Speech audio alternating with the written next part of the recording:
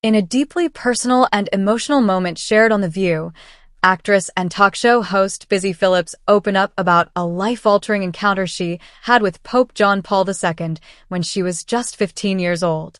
What made this moment especially powerful was that it occurred shortly after she had an abortion, a decision she says was right for her at the time, but one that left her grappling with intense emotional and spiritual conflict, particularly as a young girl raised in the Catholic faith. Phillips recalled how, despite knowing it was the right decision for her, the emotional weight of terminating a pregnancy at such a young age created a storm of uncertainty about her relationship with God. "I was really grappling with what that meant for me and where my place was with God," she said.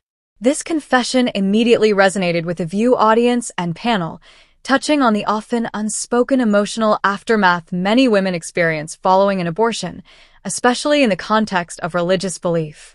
In what she describes as a moment of divine intervention, Phillips found herself on a trip to Europe with friends, visiting the Vatican on a day when Pope John Paul II was delivering an address. While navigating through the crowds, she described how she was unexpectedly shoved forward, gently but forcefully, by a stranger who turned to her and said, "You need it more than me." That moment led her to a face-to-face encounter with the Pope himself. "He held my face in his hands, looked me in the eyes, and blessed me," Phillips shared, her voice trembling as she relived the moment. According to her, there was an exchange, brief but meaningful, and it shook her to her core.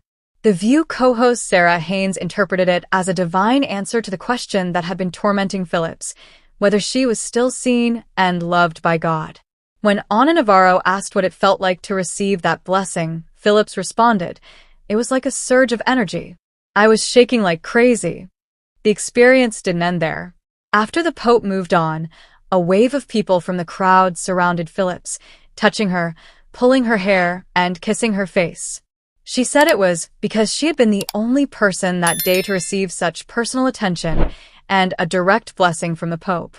It was a surreal, almost otherworldly moment that has stayed with her ever since. Phillips previously recounted this story in her memoir, This Will Only Hurt a Little, revealing that the day of her Vatican visit and papal blessing happened to fall on what would have been her due date. That powerful detail, shared again on live television, left the hosts and audience visibly moved. Her story is not just about faith, regret, or redemption.